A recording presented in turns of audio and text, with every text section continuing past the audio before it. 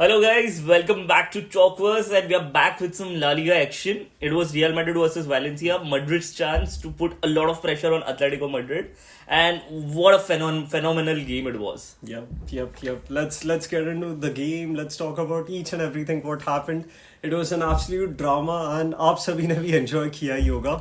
Guys, for a moment I really thought कि Real Madrid का दिन नहीं है आज and ये लोग नहीं जीत पाएंगे, but that's what it is. They play in last few minutes and वो लोग गेम जीत के जाता है.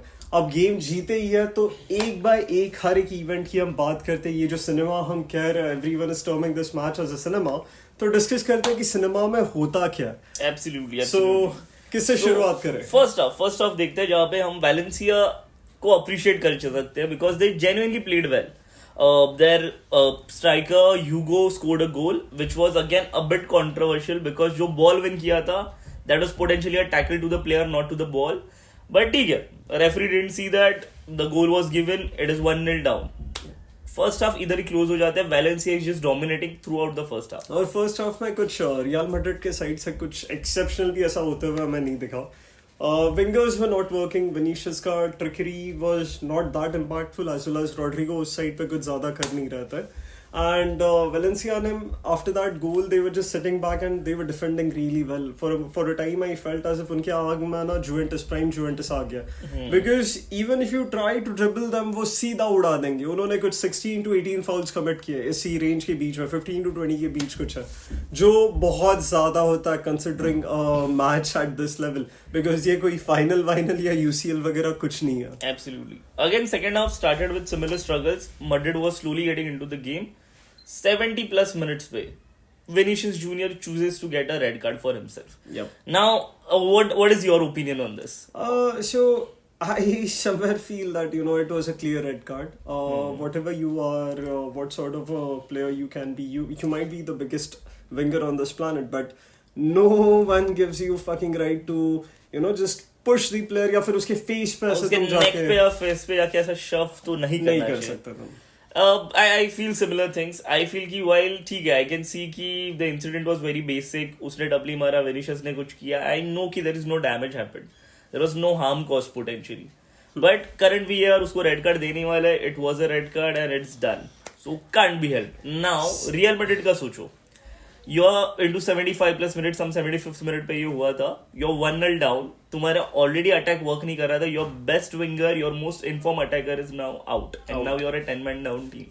That's a really devastating situation किसी भी टीम के लिए यार. वो रेड कार्ड के बाद टीम्स का मतलब मोरल पूरा क्रश हो जाता बिकॉज तुम्हारा एलीट विंगर जा रहा है और एक जो फील्ड पे एम्बापे, इन दोनों थ्रू कुछ ना कुछ मैजिक बनता रहता. नॉट डिनाइंग द फैक्ट कि whole team is magical, but this is where ये आ जाता है मैच में कि कौन कितना इम्पैक्टफुल है. And someone has to be in charge. And someone has to rise up to that occasion. Yes. And दो players ने किया, but I think the biggest rise was from Sir Luka Modric, the Mr. Ballon d'Or winner, the greatest player, greatest midfielder of all time, sort of. But भाई कर दिया वो बंदे ने. And इस उम्र में वो क्या और deliver करेगा. Yes. I mean, again, it was a crazy play that happened. It was a 1-1 between two more players and फिर एक flick close to the D area. Modric takes it perfectly, switches to his weaker foot, but a perfect finish. Yes.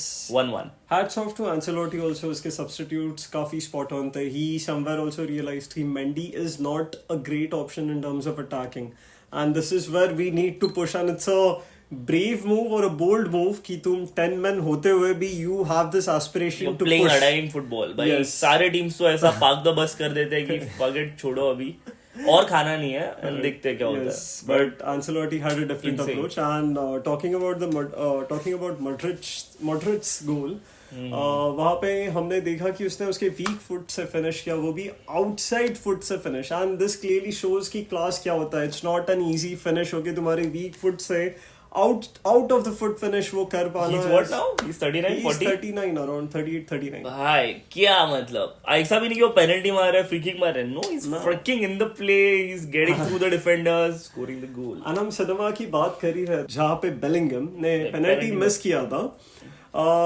मुझे लगा कि boss उसका भी moral वगैरह अब down होगा and he wouldn't be able to make that sort of an impact on this match. But भाई साहब उसने पूरा गेम बदल दिया बाद में सेकंड हाफ में the way he pounced on and मैं देख रहा हूँ कि वहां पे दिस गाय मैनेजर वेलेंसिया का वो क्लियरली वहां से इंस्ट्रक्शंस दे रहा है कि बॉस इस तरफ आगे पास करो बिकॉज 3 प्लेयर्स वहां पे है नहीं Madrid ने crazy press रखा and that was a huge screw up by the Valencia defender कि बस तुमने nearly assist दे दिया. There are 2 Real Madrid attackers that are running towards it. Bellingham takes it. Bellingham only finishes it. Yes. Close. It is 90 plus 4, 90 plus 5 minutes. 2-1. Game done. Madrid wins. Yes, and then immediately. यार ये cheat code है यार.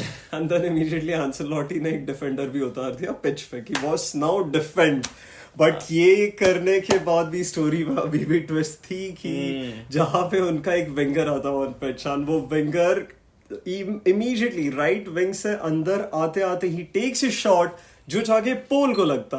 अगर वो गोल होता तो भाई साहब मैड्रिड फैंस तुम सारे रो देते बट कहीं ना कहीं कैसे तैसे करके मैड्रिड जीत गई यहाँ पे एंड 85th मिनट तक आई वाज श्योर कि यार बॉस आज मैड्रिड का दिन नहीं है because whatever they were trying no chance defence unlock हो नहीं रहा रेड कार्ड मिल रहा पेनल्टी नहीं जा रहे यार लोगों से तो I had no expectations. मैं तो नहीं मानता कि ये गेम था. I think this is scripted. But again, it was insane whatever we saw. अगर आगे जाके Real Madrid wins the La Liga title, this was the champion defining moment. Because this is what happens.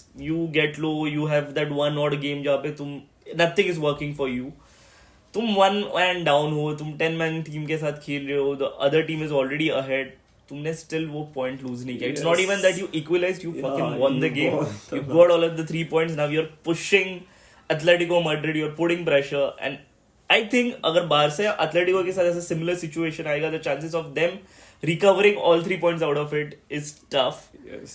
This is why champions are defined. And ये दिखा देता है mentality. ये सोचो just imagine करो ये तुम्हारी टीम का मोरल कितना बूस्ट करेगा. तुम 10 मैन पे हो तो भी तुम जीत के जा रहे हो एंड मोमेंट्स पे.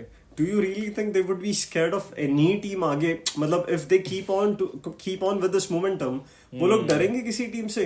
No chance. और ऐसे 1-2 विंस मिलेंगे तो भाई उनका माइंडसेट फिर 2025 के लिए सेट हो जाएगा.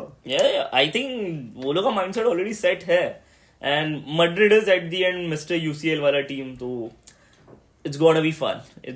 And La Liga race भी अभी it's gonna be fun. Yeah. Let's see क्या होता है. That's it for today from our side. If you guys enjoyed this, then please do like, share and subscribe. Thank you so much guys.